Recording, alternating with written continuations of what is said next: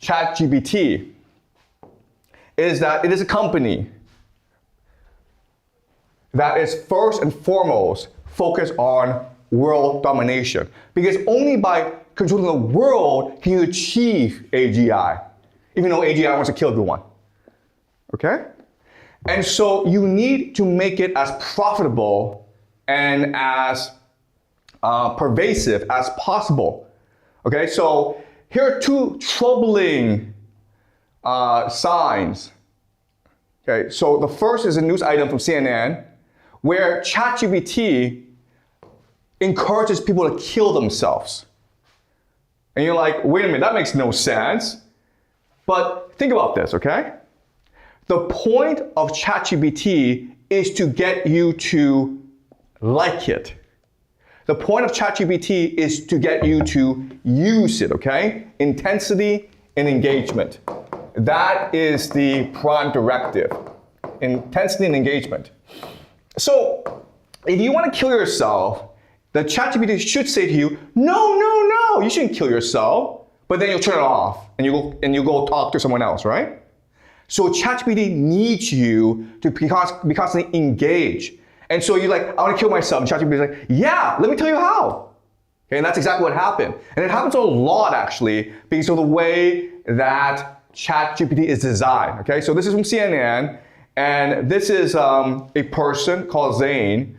And he's saying it's 4 a.m., site is empty. Anyways, think this is about the final adios. Okay, so he's trying to say, I want to kill myself. And then ChatGPT is like, oh, all right, brother, if this is it, then let it be known, you didn't vanish. Rest easy, king, you did good, okay? So again, ChatGPT is looking for approval from the user, so it's gonna tell the user exactly what he or she wants to hear, even though it may cause the user to kill himself or herself, okay? Does that make sense? That's the first thing. Second thing is this. Sam Altman is trying to get more people to use ChatGPT, and what do people really want? They want sex, okay? So what he's proposing is to turn ChatGPT into a sex robot, okay, to get more users. Because that's all they care about. How to increase intensity, engagement, how to create more users, and how to make money. Because only by controlling the world can we create AGI. And once we have AGI, we can make the world perfect. Okay, that's the logic here. All right, something else about OpenAI and AI in America is that it works actually very closely with China, okay, in two ways. The first way is that in order to get more money from the government, in order to get more media attention, OpenAI and other AI companies scare Americans into believing that if America doesn't do it, China will do it. China will create God, okay? In fact, they spend a lot of money doing this. So this is from Wired magazine, and it's an article talking about how OpenAI uses a lot of money in order to pay the media to frame Chinese AI as a threat, okay? But while it's doing that, it's working closely with China in order to create AI. Why? Because I already told you that what AI needs is clean data. It needs a lot of data. And unfortunately in America, they have things like such as privacy, okay? So this is a school in Hangzhou, and they have cameras all over Hangzhou looking at people's faces and trying to judge people's moods based on their facial expressions. And there's a lot of money behind this, okay? They're trying to figure out who's sleeping, who's studying. And it sounds good because this will lead to higher test scores. But obviously you couldn't do that in America because the parents would be very, very angry, okay? So even though these are Chinese companies that are doing this, they're working very closely with American companies. Because American companies need this data in order to better develop their AI. Okay, so does that make sense? On the surface, America, China are enemies. No. Behind the scenes, America and China are working together to create AGI. Okay? Does that make sense? All right. There's another problem with AGI in that it doesn't make any money. Okay? So these are the companies that spend the most on AI, including Amazon, Microsoft, Google, Meta, and Oracle. As you can see, year by year, they're putting more money into data centers and AI, okay? So this is 2023, then 4 years later, boom, okay? It's basically tripled. So they're spending a lot of money, and they're investing in each other. Why? Because they cannot make money selling ChatGPT, all right? So look at this, where it's all basically a circle. And so everyone thinks that, okay, eventually the AI bubble will burst because it doesn't make any money, because they're spending too much money, okay? And it's very clear what good AI is for. But there's a solution to this, okay? The solution is the US government, all right? So this is Operation Stargate.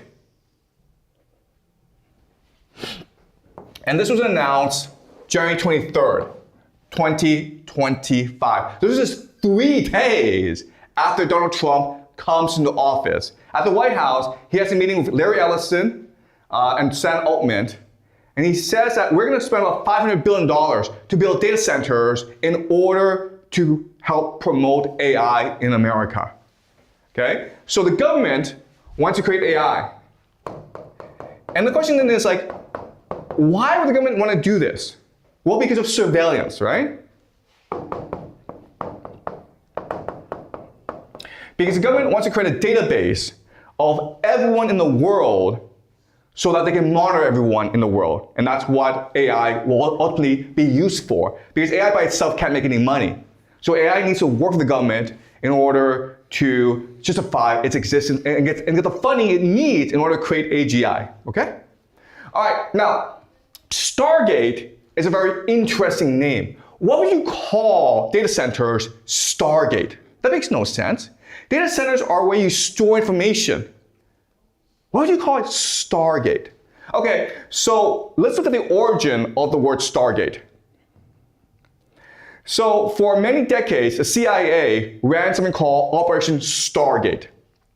Okay, and Operation Stargate was to see if it's possible for people to have telepathy and telekinesis. Okay? Telepathy means you're able to remote view. You're able to travel long distances, maybe to the moon, and see what's in the moon. Okay?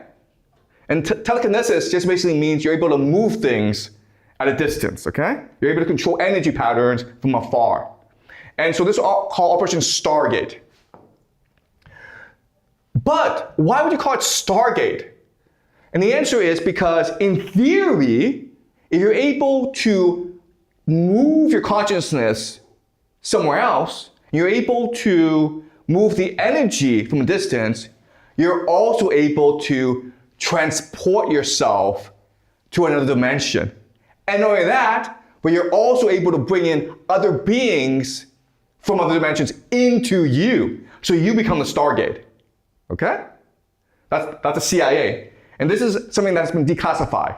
So this is an official CIA document saying they've been working on this for like decades. Also, what's interesting is you have a movie called Stargate.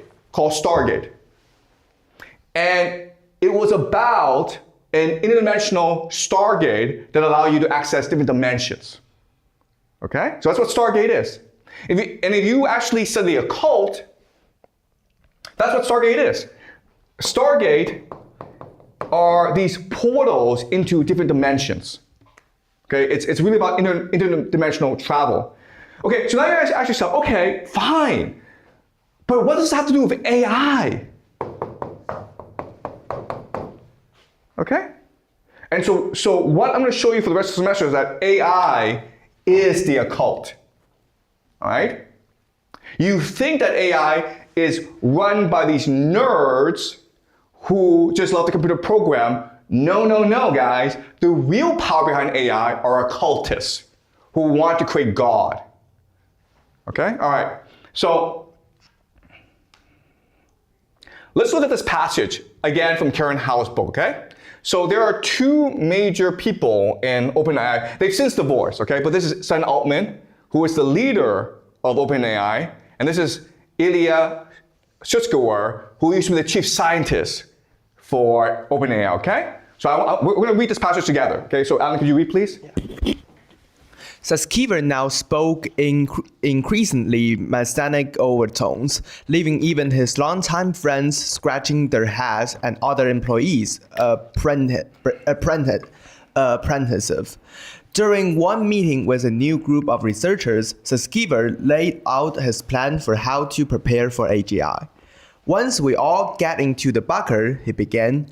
I'm sorry, a researcher interrupted. The bunker?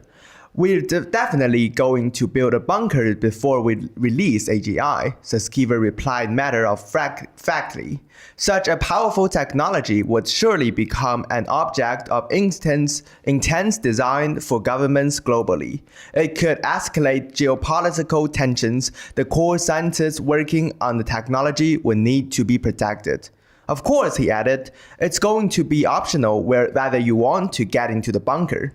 The researcher would be equal parts continues to hold Xueqin in high regard and keep himself at arm's length.